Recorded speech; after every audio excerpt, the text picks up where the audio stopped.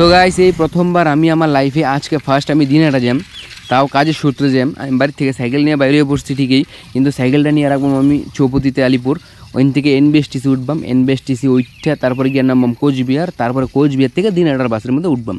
তো আসার সময় আবার আমরা ট্রেনে ব্যাক করাম, আমি আর আমার একটা বন্ধু কাজে লেগেই যেতেছি আজকে প্রথম। আসলে চৌপতিতে মোটামুটি 5-7 মিনিট দাঁড়ায় থেকে এনবিএসটিসি পাই নাই, এখন বাধ্য হয়ে সাফারির মধ্যেই বইলাম। ব্যাপারটা হইলো যে এনবিএসটিসি সার্ভিস খুব ভালো, দেরি করে না স্টপেজে, হাইস্টলি খুব বড় হইলে খালি থামে, প্যাসেঞ্জার নামায় তোলে, বাস এই পর্যন্তই। আর সাফারি আর পাবলিক বাস যে আছে অত্যন্ত দেরি করে, যে কারণে কিন্তু সবাই এনবিএসটিসির মধ্যেই যায়, সার্ভিস ভালো দীক্ষা। তখন পাইছি না কী করাম, বাধ্য এই সাফারির মধ্যেই বইলাম। তো এখান থেকে কোচবিহার নামবাম, নামবে তারপরে আবার আরেকটা বাসে উঠাম। তো যা কোচবিহার কী অবস্থা হয়, পাই না পাই। আর কোচবিহারে নেমে এদিকে একটা ফাঁকা বাস পেলাম দিনহাটার, জিজ্ঞাসা করলাম যে কখন ছাড়বা, কইলো যে হনি ছাড়বো, কারণ আমরা আবার একটা টেনশন আছে ওইদিকে যে 3:50 ট্রেন, সব তাড়াতাড়ি করতে হবে। আর এদিকে দেখি একটু চুল টুলটা একবারে আওলা ঝাওলা হয়ে আছে, একবারে শরীরটাও ঘামে আছে, তো আমি একটু চুল টুলটা একটু ঠিক করি। আর গরমে মানে একবারে আলুর মতো সিদ্ধ হয়ে পড়তেছি, এরকম অবস্থা। তো বাস কন্ট্রাক্টর যেমন কইলো যে দেরি করতো না, ছেড়ে দিব, এমনটা কিন্তু সত্যি সত্যি বাসটা ছেড়ে দিছে, খুব একটা দেরি করে নাই। আর এই যে কোচবিহার রাজবাড়ি, এর প্রতিবেশী শহর আলিপুরের মধ্যে থাকি, অথচ একটা দিন আমি রাজবাড়ির ভিতরে ঢুকি নাই। আবার সপ্তাহে সপ্তাহে কাজে আসি যখন কোচবিহার, আমি প্রত্যেক সপ্তাহেই রাজবাড়ির সামনে দিয়ে হাইটে হেঁটে যাই, অথচ কোনো দিনও আমি রাজবাড়ির ভিতরে ঢুকি নাই, রাজবাড়ির ভিতরটা কোনো দিনও দেখিনি। কত দূর দূর থেকে মানুষজন আয়ে রাজবাড়ির মধ্যে ঘুরতো, ছবি টবি তুলতো, কিন্তু আমি কোনো দিন এই বয়স পর্যন্ত কোনো দিনও ঢুকি নাই, এটা একটা হাস্যকর ব্যাপার। তো যাই হোক,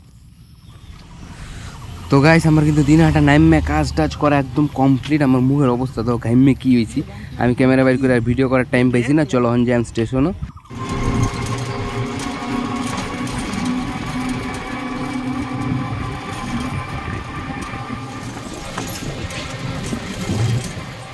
তো আমি আর বন্ধু দুজনে 2টা কেক নিলাম, একটা জলের বোতল নিলাম, কারণ হচ্ছে একটু টাইম আছে হাতের মধ্যে, 3:50 ট্রেন, আর আমরা 3:20 এসে বসছি। আর এদিকে দুজনে 2টা টিকিট কেটে নিলাম, দিনহাটা টু আলিপুরদুয়ার, 10 টাকা করে টিকিট। স্টেশন মোটামুটি ফাঁকাই, লোকাল ট্রেন সেরকম একটা ভিড়ভাড় হয় না।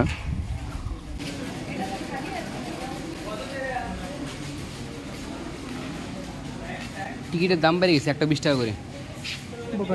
হ্যাঁ তুমি না বল দে রিটার্ন দি, বেচারা খুব ক্ষিপ্ত হয়ে গেছে।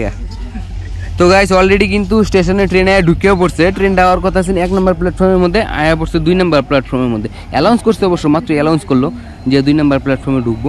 তো হন আবার এই লাইন পার হয়ে গিয়ে ট্রেনে উড়ন লাগবো। তো যাই হোক, মোবাইলটা হন পর উঠবাই, আমি গিয়ে ট্রেনে উঠি গা, নাইলে পরে আবার মোবাইল টোবাইল আমার একবার বাস যাবো। তো চলো। তো ট্রেনে উঠতে সুন্দরভাবে জানলার পাশে জায়গা পাই গেছি, ওই যে মনোজদা আর আমি, আর হ্যাঁ নবী বসে ফোন করতো এই সাইডের মধ্যে, এই যে মনোজদা। তো হুট করে মনোজদার সাথে দেখা স্টেশনের মধ্যে। Bye bye Dinhata.